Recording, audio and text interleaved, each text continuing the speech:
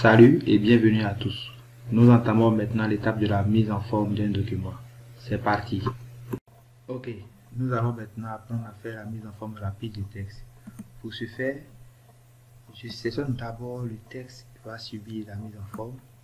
Ensuite, je me rends sur le ruban, précisément sur l'onglet Accueil. Dans le groupe Police, j'ai toutes les commandes ou boutons qui me permettront de faire la mise en forme de mon texte sélectionné. Ok, nous allons débuter pas à pas. Là, j'ai la police. La police qui représente en fait le type d'écriture, le style d'écriture de mon texte. Et là, j'ai la possibilité de changer le style d'écriture. Par exemple, je sélectionne Rocketwell qui est un style d'écriture. Lorsque je clique dessus, vous constatez avec moi que le style d'écriture du texte sélectionné a changé. Bien. Ensuite, nous avons la taille de police. La taille de police par défaut ici est 12. J'ai la possibilité de définir une autre taille, de choisir une autre valeur. Voilà, si par exemple je choisis la taille 72, vous voyez que automatiquement ma police est de très grande taille. Voilà, au fur et à mesure, je choisis ces différentes valeurs qui sont là. Je garde par exemple la valeur 16. Vous constatez avec moi que la taille de ma police, la taille de mon texte a changé. Bien.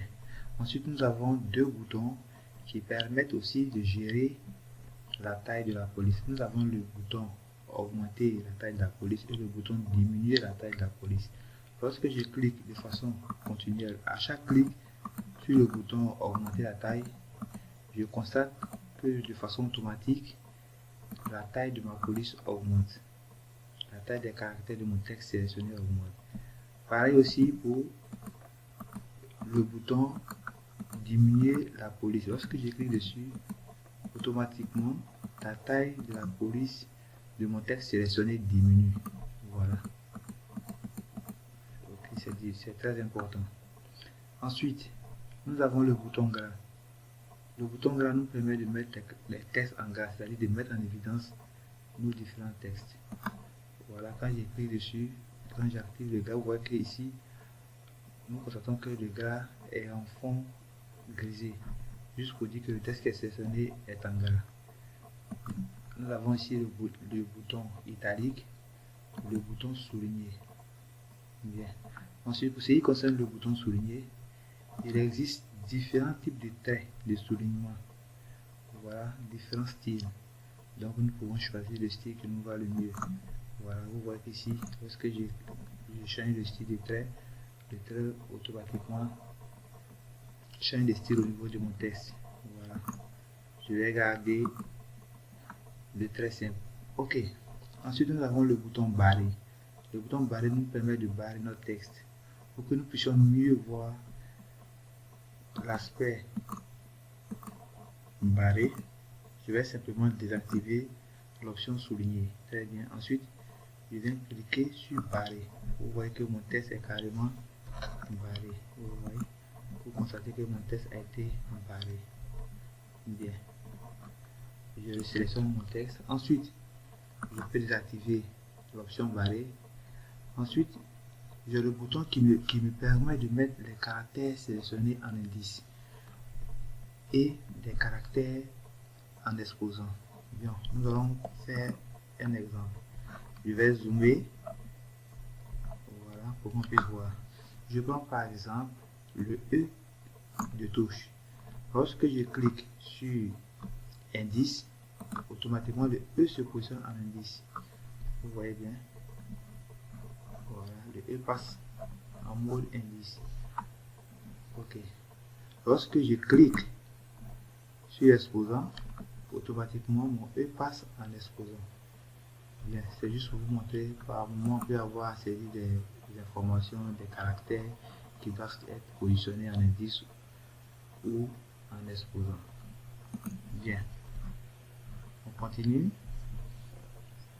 Nous avons aussi l'effet de texte.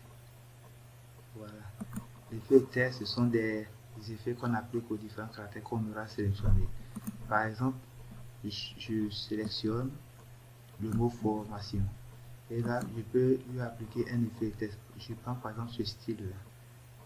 Voilà, lorsque c'est dans ce style là, vous constatez avec moi que le type d'effet qui a été choisi, c'est appliqué directement au texte que j'ai sélectionné.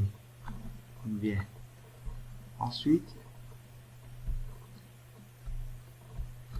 nous avons ici le bouton couleur de surbrillance. Couleur de surbrillance nous permet de mettre en évidence des caractères. Par exemple, je sélectionne le mot touche. Et là, j'ai une couleur qui est prédéfinie.